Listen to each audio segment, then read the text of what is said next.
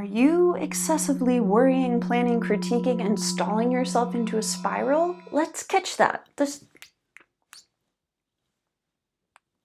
Hello everyone, and welcome to the Sealark channel. This week, I'm thinking about creating and how to uplift, inspire, and cultivate positive creative habits. So I want to talk about the big ideas that keep you from making creative progress. We're talking about overthinking, habits, and the inner art critic. A quick announcement if you didn't know, I wrote a book, and right now on robinsealark.com there's a place for anyone who pre-orders to put in confirmation to receive an exclusive extra bonus PDF booklet this fall, as well as to enter one of 2 giveaways for an original oil painting from the book. First giveaway is November 14th, so check out robinsealark.com, the link's in the description. I appreciate it so much. Enjoy this video.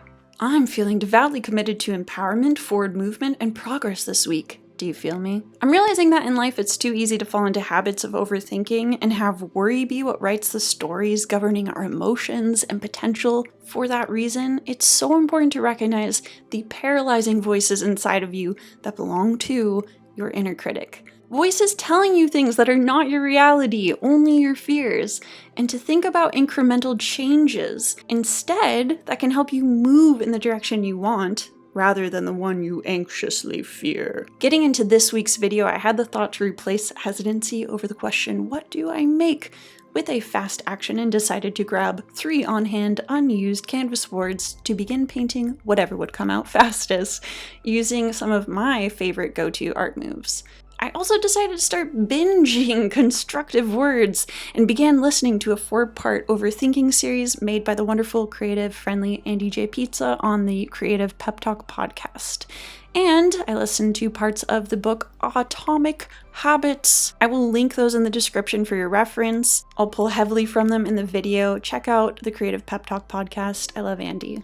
As I got into the podcast series, I actually laughed when Andy dropped a creative prompt he sometimes uses on himself to inspire work, saying that if he's having a hard time making 1 episode, he will challenge himself to make 3. Here I was mid-listen, working through 3 new images in place of 0 new paintings, and I gotta say, I appreciate the common spirit of the thought process. In his series, Andy defined overthinking as when you think more than you make, saying that if you are thinking more than you're doing, spending more time thinking about making than actually making, you might be an overthinker.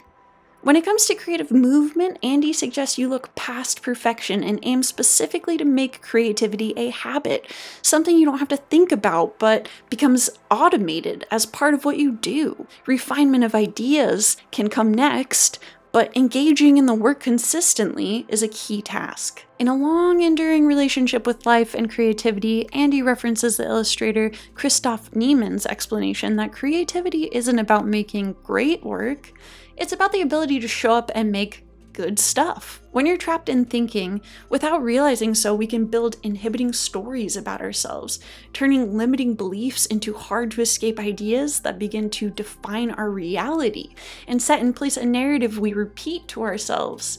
Without recognizing stories we tell, they can build into habit, compound to reinforce ideas that we should give up, stop trying, accept we were never capable enough to begin with. I tried to find the original source for this quote unsuccessfully, but something my mom's been saying recently is that fear stands for false evidence appearing real. When we're fearful, every turn can point to a worst-case scenario, but where do these feelings come from? And is it possible you're merely taking critical inner voices as evidence for reality? What might you do to replace that thought? How could you turn paralysis into empowerment and move to action instead? In Atomic Habits, author James Clear tells the story when Dave Brailsford was hired in 2003 as the performance director over Great Britain's professional cycling. Since 1908, British riders had only won a single Olympic gold medal, and in 110 years of the Tour de France, they never won a single event.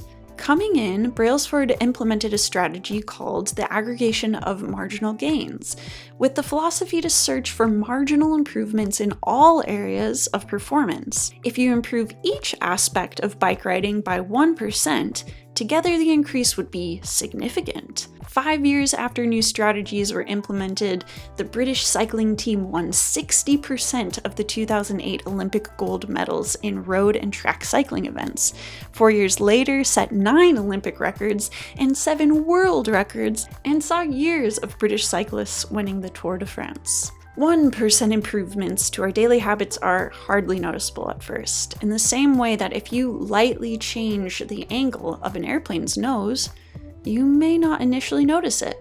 But through time, minor adjustments prove to have a much larger impact. A minor shift in direction at the start of a flight will end in a major shift in where you arrive. The nominal difference in the actions and thoughts we engage in each day are hard to notice, but they have long-term effects on our lives.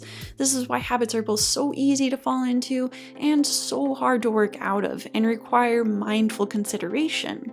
In small ways, you can lead yourself more deeply into compounding fears or negativity, or else the opposite. There's power and empowerment in small improvements that lead to greater inner strength. While you make small changes, you must exercise a certain amount of faith and hope in yourself and in the process. Hope paired with empowered action is a powerful guardian against fear. You may not have a coach like Dave Brailsford coming into your life, but you can be a coach to yourself. To sustain a lifetime, consider the importance of training and hyping yourself the way a leader would. When making life adjustments, think, what does it do to start imagining yourself in a new way? Picture the version of yourself you want to be. How do they act? What do they watch, learn, research? What are small steps you can start taking to get there? Andy Pizza asked in his episodes, when you get out of bed, are you resisting life, the good, bad, the ugly, or are you embracing it? Sometimes to change, we have small adjustments to make, and sometimes we have larger distractions. On this, Andy asks, what's one thing you could change in your life right now that you think would make a difference? Sharing his views that for many, the #1 secret sauce to their creative success is personal wins.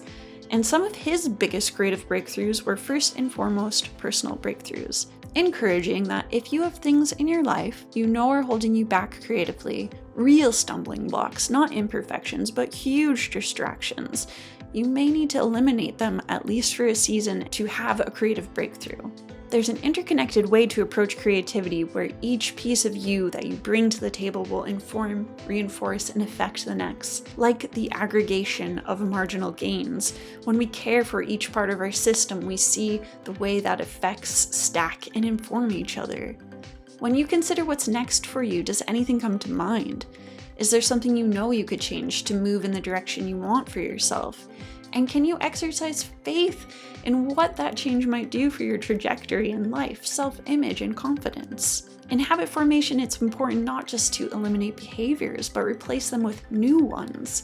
If overthinking or listening to the inner critic is holding you back or down, can you replace a downward spiral with an action?